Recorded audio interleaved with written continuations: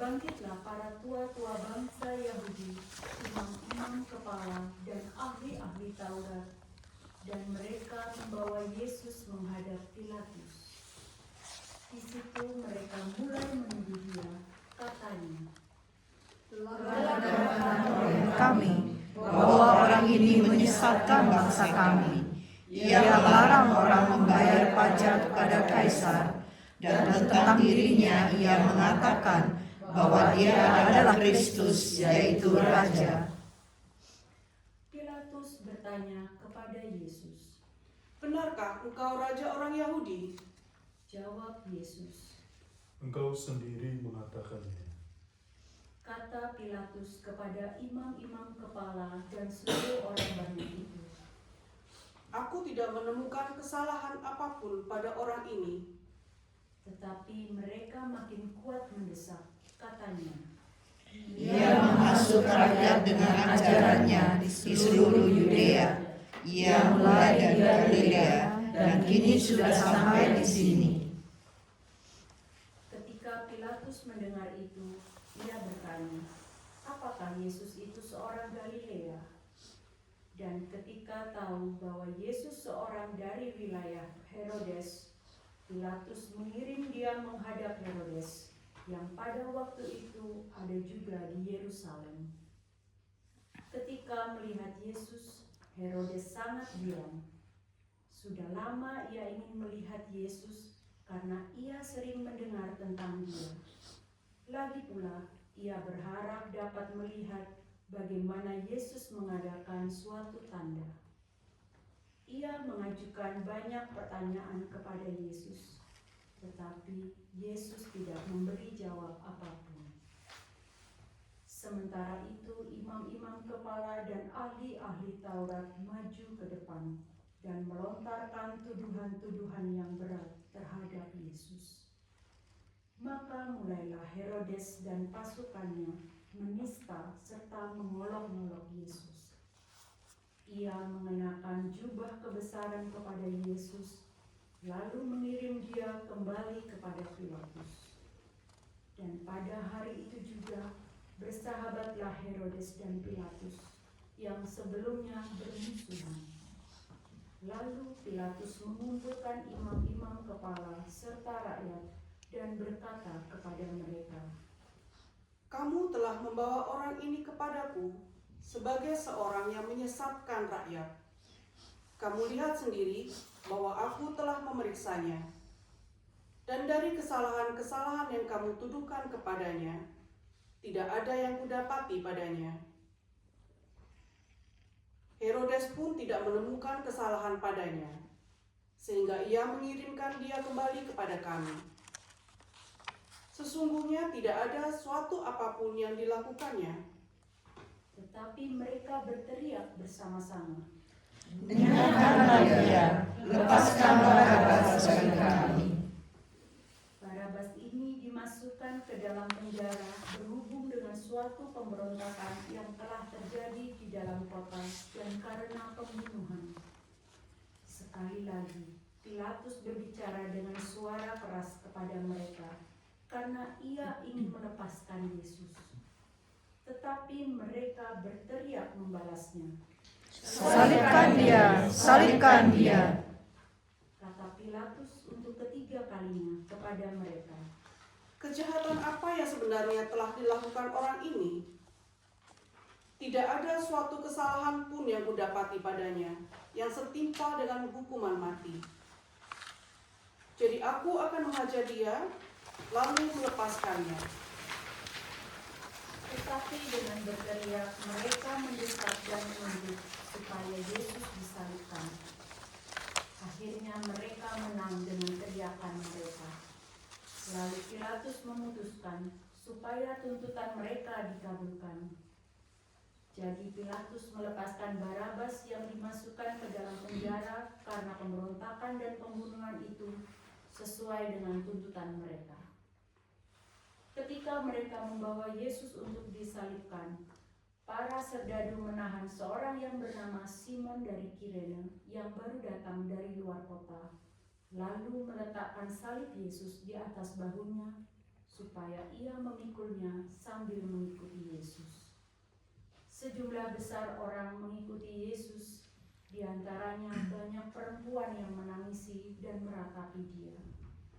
Yesus berpaling kepada mereka dan berkata, Hai putri-putri Yerusalem, janganlah kamu menangisi aku, melainkan tangisilah dirimu sendiri dan anak-anakmu. Sebab lihat, akan tiba masanya orang berkata, berbahagialah perempuan mandul, berbahagialah perempuan yang rahimnya tidak pernah melahirkan dan yang tak pernah menyusui. Maka orang akan mulai berkata kepada gunung-gunung, runtuhlah menimpa kami, dan kepada bukit-bukit timbunilah kami. Sebab jikalau orang berbuat demikian terhadap kayu hidup, apakah yang akan terjadi dengan kayu kering? bersama Yesus digiring juga dua orang lain, yaitu dua penjahat untuk dihukum mati bersama-sama dengan dia. Ketika mereka sampai di tempat yang bernama Tengkorak, mereka menyalibkan Yesus di situ. Kecuali Yesus, disalibkan juga kedua orang penjahat itu, yang seorang di sebelah kanan, yang lain di sebelah kiri. Ketika bergantung di salib, Yesus berkata, Ya Bapa, ampunilah mereka, sebab mereka tidak tahu apa yang mereka perbuat. dan mereka membuang undi untuk membagi pakaian Yesus. Orang banyak berdiri di situ dan melihat semuanya. Pemimpin-pemimpin mengejek Yesus, katanya, Orang lain ia selamatkan. Biarlah sekarang ia menyelamatkan dirinya sendiri, jika ia benar-benar Mesias, orang yang dipilih Allah. juga prajurit-prajurit mengolok-ngolok dia. Mereka menunjukkan anggur asam kepadanya dan berkata, Jika engkau raja orang Yahudi, selamatkanlah dirimu. ada juga tulisan di atas kepalanya, inilah Raja orang Yahudi. Salah seorang dari penjahat yang digantung itu menghujat Yesus. Katanya, Bukankah engkau adalah Kristus? Selamatkanlah dirimu dan kami. tetapi penjahat yang seorang lagi menegur dia. Katanya, Tidakkah engkau takut? Juga tidak kepada Allah. Padahal engkau menerima hukuman yang sama. Kita memang selayaknya dihukum, sebab kita menerima balasan yang setimpal dengan perbuatan kita. Tetapi orang ini tidak berbuat salah, tidak berbuat sesuatu yang salah. lalu ia berkata kepada Yesus, Yesus, ingatlah akan aku apabila engkau datang sebagai Raja.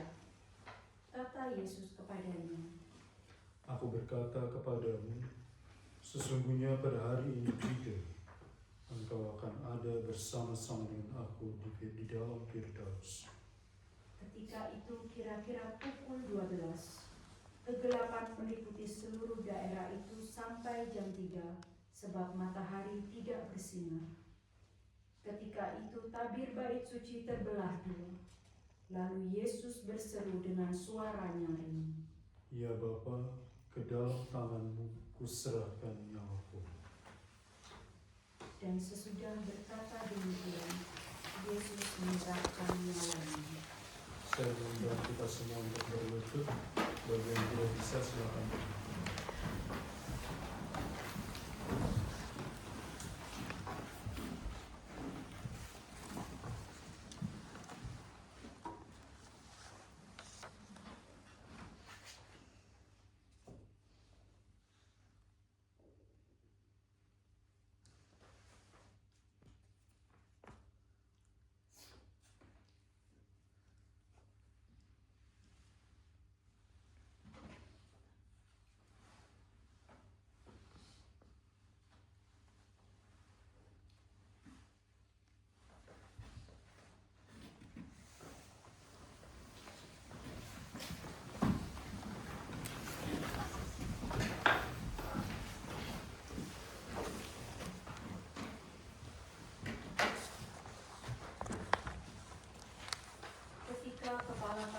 melihat apa yang terjadi, ia memuliakan Allah, katanya, "Sungguh, orang ini adalah orang besar." Di situ berkerumun pula orang banyak yang datang untuk menyaksikan seluruh peristiwa itu. Sesudah melihat apa yang terjadi itu, pulanglah mereka sambil memukul-mukul diri. Semua orang yang mengenal Yesus dari dekat, termasuk perempuan-perempuan yang mengikuti dia dari Galilea, berdiri jauh-jauh dan melihat semua itu. Demikianlah sabda Tuhan.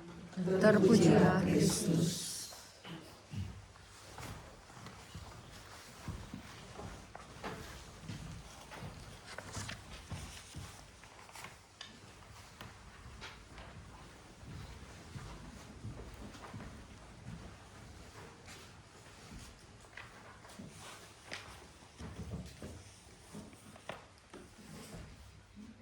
Bapak Ibu, saudara-saudari yang dikasihi Tuhan, baru saja kita mendengarkan peristiwa sengsara Kristus, dan hari ini sebagaimana yang kita ketahui bersama bahwa kita memulai Pekan Suci dengan perayaan Minggu Palma yang pada hari ini kita rayakan bersama. Sejatinya kita mau mengenangkan Yesus yang dielulukan saat memasuki Yerusalem, kota Allah. Dan pada saat itu orang-orang bersorak-sorai, melambai-lambaikan daun palma dan berkata, "Hosana bagi anak Daud." Namun sebuah ironi, bisa jadi orang yang sama dalam beberapa hari sorakan itu berubah menjadi teriakan, "Salibkan dia." Itulah gambar hidup manusia, penuh perubahan, mudah terbawa oleh arus. Kita juga kadang berseru, "Hosana, haleluya, puji Tuhan," saat segalanya baik. Betul atau tidak?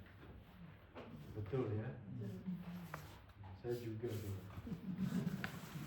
Namun di saat cobaan datang, kita bisa berpaling dan meragukan Tuhan. Saudara, ingat, kuasa jahat menggunakan selalu keraguan kita, kebingungan kita. Seringkali saya mengatakan bahwa Allah atau firman Tuhan dulu, sekarang, dan akan datang akan tetap sama. Apa gunanya kita ragu? Dan Minggu Palma ini sejatinya juga mengajak kita untuk merenungkan beberapa pertanyaan yang mungkin bisa kita bawa pulang dan kita renungkan bersama. Apakah saya sungguh mengenal Yesus? Atau hanya mengikut-ikuti dia saat keadaan kita bahagia atau nyaman? Ketika kita diberi kenikmatan, sukacita. Pertanyaan kedua adalah, apakah saya setia dalam penderitaan seperti Maria dan para murid-murid sejati? Yesus tahu bahwa di ujung sorak-sorai akan ada salib, tapi ia tetap maju melangkah. Ia tidak mundur dari misi kasihnya. Kasihnya ia curahkan secara total dalam bacaan kedua, dikatakan meskipun berwujud Allah. Tadi juga saya mengajak saudara-saudari untuk merenungkan, ya, meskipun dia berwujud Allah, dia mau melepaskan segalanya sebagai bukti kasihnya yang total. Mari kita belajar dari Yesus, setia meskipun tidak mengerti, mengasihi meskipun harus menderita, memberkati meskipun dikhianati, mengampuni meskipun dihina. Minggu ini jangan kita hanya jadi penonton kisah sengsara. Masuklah ke dalamnya, temani Yesus dengan doa, dengan pantang dan puasa, dengan cinta yang nyata, maka di akhir Paskah, pada saat hari Paskah, di mana Kristus bangkit, akan menjadi hari yang sungguh-sungguh bermakna dan terberkati untuk kita semua. Di akhir khotbah saya ada satu cerita. Seekor monyet, dia nangkring di atas pohon. Lalu ada dua angin topan dan tornado gosip dari kejauhan. Lihat tuh, ada monyet di ujung sana lagi nangkring. Setelah gosip, di akhir gosipnya itu mereka berdua, angin topan dan angin tornado, itu dia taruhan. Siapa yang bisa menjatuhkan monyet itu dari pohon, dia yang menang. Mulailah dengan angin topan. Dia tiup. Monyet pinter. Dia peluk batang itu, nggak jatuh. Oke. Kalah angin topan. Datanglah angin tornado. Dia tiup keras-keras, mungkin sampai habis tenaganya, tetap monyet tidak jatuh. Lalu dari kejauhan ada angin sepoi-sepoi. Dia lihat, oh ada yang lagi bertanding. Dia tiup monyet itu. Pelan, nyaman, dingin ya, sejuk, ludah, jatuh. Saudara-saudari yang dikasihi Tuhan, seringkali di dalam penderitaan, di dalam kesulitan, bisa jadi kita kuat, bisa jadi kita tegar, bisa jadi kita setia. Tapi di balik pujian, sukacita, kenikmatan, kita seringkali tidak terjadi. Yesus pada hari ini memberi contoh, bukan hanya pujian, tapi juga penderitaan. Sukacita yang Yesus dapatkan tidak membuatnya jatuh, melainkan terus jalan melangkah sampai pada akhirnya dia boleh wafat di kayu salib dan pada akhirnya bangkit bersama